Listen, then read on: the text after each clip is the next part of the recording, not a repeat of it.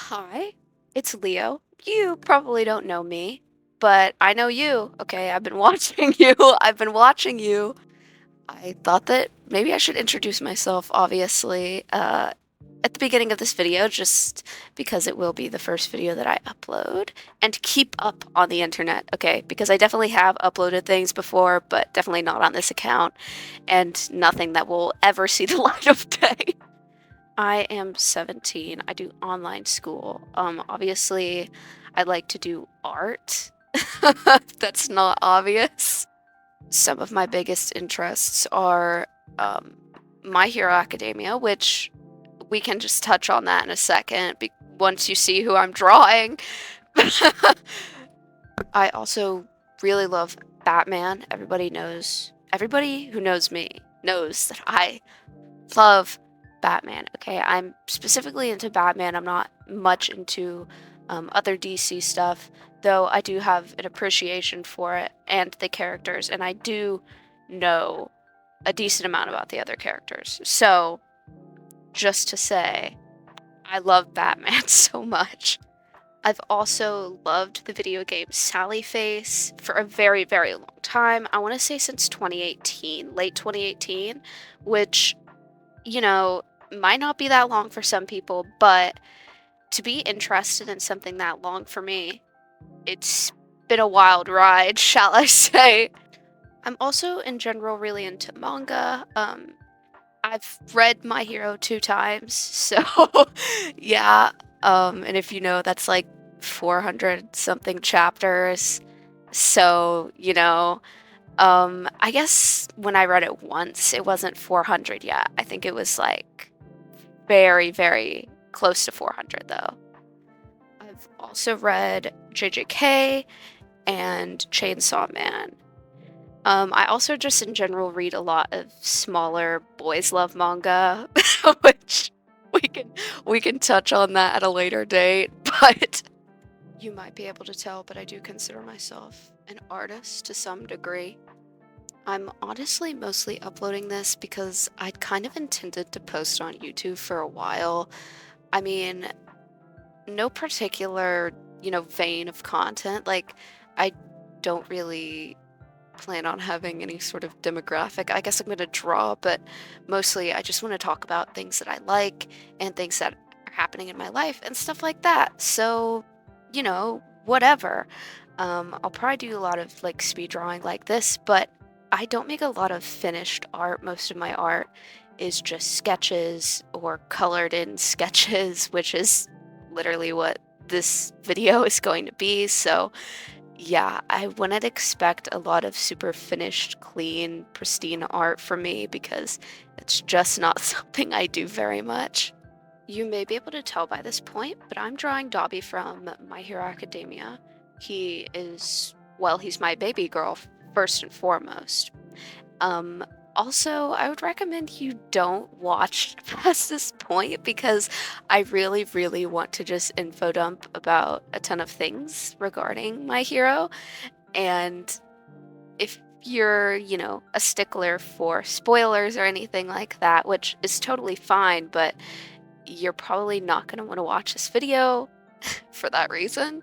Besides being my baby girl, he is the son of Endeavor or Enji Todoroki. He's the number 1 hero now, but for a while he was the number 2 hero. Basically, he's traumatized as shit and he hates his dad, which, if you know his dad, like, okay, valid. I don't like Enji, to be honest. Like, I understand how he's a really good character because he is. I do think that he's written extremely well, especially for an abusive parent in media, where sometimes it's very hard to write them correctly and write them in a way where it doesn't feel like the mangaka is trying to garner sympathy necessarily. And while I do think that in some ways Enji can be a sympathetic character, if you look at him from the right angle and know his backstory and everything, it never feels like his actions are trying to be excused. Um, which is a big thing because I feel like with a lot of abusive parents, a lot of the times the abuse gets ignored later on in the story in place of them pretending that they're a happy family or whatever, which I don't like. I don't like how one moment they'll be talking about this terrible abuse endured by one of the protagonists or side character, etc., from their abusive parent, and suddenly they're like best friends, parent of the year because they did one right thing. Because Angie, he does try to father later on, like obviously when he's trying to atone, like he's trying, but it never erases what he does in the same way that I feel that a lot of other things erase what the parent does because they kind of want to fast track the development so that they can have the parent do something really cool or really kind and it makes sense. But it doesn't make sense most of the time. It just feels like the past is being completely ignored in place of having a happy, story. Like sometimes things just aren't like that, and you can't just ignore the abuse that was endured by a character because their parent does one thing correctly. Obviously, this goes for more than just a abusive relationship between a child and a parent. I think that it goes without saying that you should also never gloss over or try to erase abuse that happens between platonic partners or romantic partners or what have you, because those things, those relationships are also just as impactful as familiar ones. And they can have just as great an influence on how people perceive these types of relationships as a familiar one.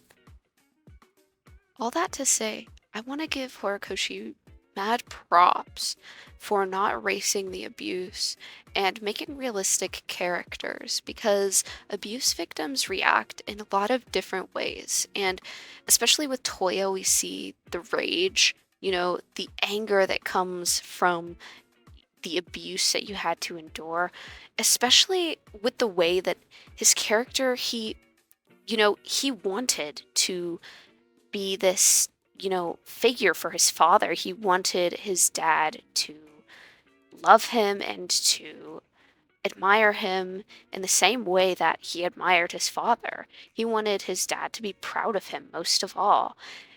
And then, we see how once he's sort of thrown out, when he's kind of seen as defective, how he responds to that. He doesn't give up that dream because Endeavor's already lit that fire beneath him.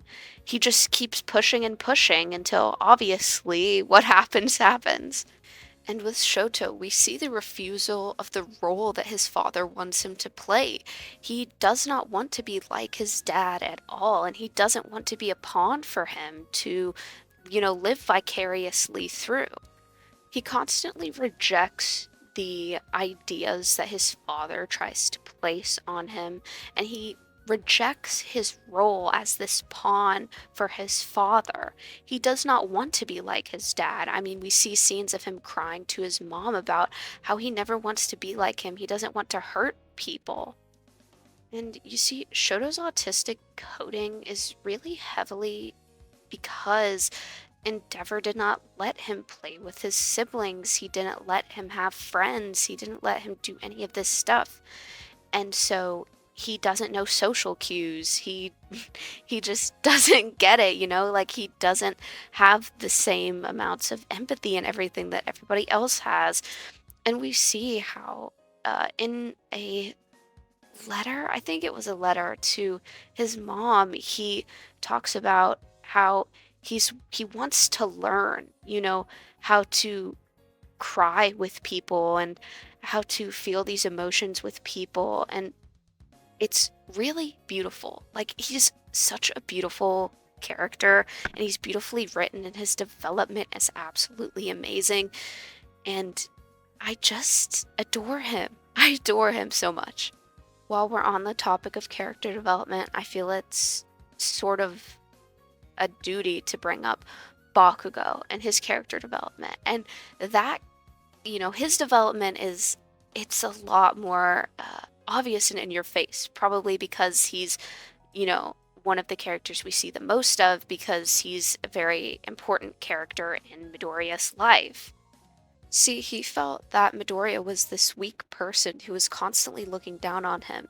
Even though he was supposed to be under him, he felt that watchful eye and he didn't like it at all. It's one of the reasons I'm so obsessed with Deku vs. Kacchan Part 2. Now, the first part is enticing and is interesting, but the second part is where we start to see Bakugo's character development really start to unravel, and we see how Midoriya tells him that, in fact, he was not looking down on him. He admired him. He was a hero that was in his life. He had looked up to him and saw everything positive about him, despite the fact that anyone else would see all the negatives because of all the bullying he endured. But no, he just saw the pride and the determination in Bakugo. And as I said, after that episode, the chapter, whatever, you really, really get to see how Bakugo unwinds as a character and grows. And I really dislike this idea that some fans have that Bakugo needs to be further punished for what he did to Midoriya, especially after he quite literally was willing to die for him and also just apologized. He actually apologized, and people still want this very specific version of events to happen where Midoriya kicks him out of his life and hates him, but Midoriya has never hated him. Literally never. Jumping to a completely different topic here, I think that All For One is an amazing villain, and I'm really pissed off with how people have reacted to some of the reveals that have been going on lately, specifically with finding out that Shigaraki was given the quirk of decay by AFO, despite the fact that that was a really popular theory, like extremely popular, and it actually had grounds, because of course that's something AFO would do, and I mean he did do it. Like, it's not just a theory anymore. I also think it's so interesting how not only was AFO controlling his life, he was controlling his family too. I mean, he's literally the reason that Kotaro decided that he needed another kid. He said that kids need siblings because the heroes can't do everything, and it's just so interesting. And AFO as a character is so interesting, especially his relationship with his twin brother Yoichi. AFO really objectifies any person in his life, but the way that he objectifies his brother is particularly appalling, saying that he literally lives for him, which would be so disturbing to hear from your brother. But considering their circumstances, it's unlikely that Yoichi necessarily even understood how wrong this was until later, whenever he was rescued. Obviously, they had their comic books, which I'm sure Yoichi learned specific lessons from. Just like the way that he wanted to be a hero and AFO decided he wanted to be a villain, he never gave up on that dream. He wanted to save his brother anyway. He wanted to see goodness that really wasn't there, and he had this attachment to him that obviously is unhealthy because he was so abusive to him. But it's hard to let go of that relationship, obviously, because he was really the only person that Yoichi had ever known. I mean, obviously he might have met people while they were homeless, but he wasn't building stable relationships, and it seems like AFO probably kept him away from people even in their childhood before he really officially locked him up. Interesting discussion I've seen is if AFO is inherently evil, which I don't agree that he's inherently evil. I mean, no baby, is born evil. They just learn things. And the way that AFO grew up in a time where this violence towards people who had quirks was displayed, it's obvious where he was learning these things from. And especially when he started to consume comics, I'm sure he saw himself in these monsters and villains because, he was labeled that way by people who didn't support quirks.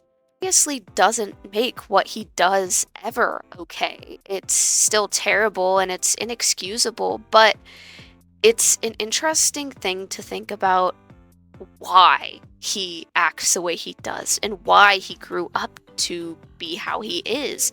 He still has this pipe dream, this childish dream of being a villain. And in a lot of ways, he succeeded in what he wanted to become, a comic book villain. I mean, he literally is, but other than that, he's just terrible. I mean, he doesn't do anything without malicious intent. He plans everything methodically while also being impulsive, and he just he's just so annoying. He's an interesting character, and I feel that people who dislike him or think he's a bad villain maybe just don't understand, things about him that are imperative to getting his character. Moving on from AFO, where we are right now, it seems that Shigaraki is dead, but I think most people believe or realize that he's not really dead. There's still, echoes of him in, his body, which AFO has taken over. He's not gone, he probably just needs time to process what the hell just happened to him. I mean, his whole world crumbled. He realized that every decision he made up until that point was never really his. He had never really had control over anything that had happened in his life. He just had the illusion of control. So I think that Shigaraki and I think that AFO are both very, very interesting characters, and there's a lot that you can, take away from both of them. So yeah, I mean, moral of the story, just don't, be an asshole, I don't know.